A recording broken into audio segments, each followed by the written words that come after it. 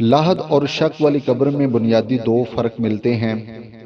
نبی پاک صلی اللہ علیہ وسلم کی ایک حدیث ہے، اللہ کے نبی نے صحابہ کو فرمایا کہ لاحد والی قبر ہمارے لیے ہے اور شک والی قبر وہ دوسروں کے لیے ہے، یعنی صحابہ کے بعد جو لوگ آئیں گے۔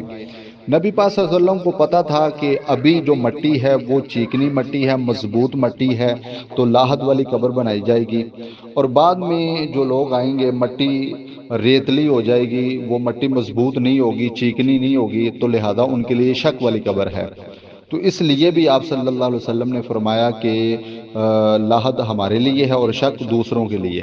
اور دوسرا فرق جو حدیث کے شارحین ہیں، مفسر ہیں، وہ یہ بیان کرتے ہیں کہ لاحد والی قبر فضیلت رکھتی ہے، وہ انبیاء علیہ السلام کی ہے، وہ صحابہ کرام کی ہے، یعنی وہ فضیلت والی قبر ہے۔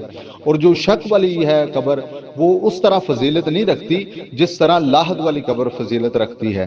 تو اس لیے یہ بنیادی دو فرق ملتے ہیں لاحد اور شک والی قبر میں۔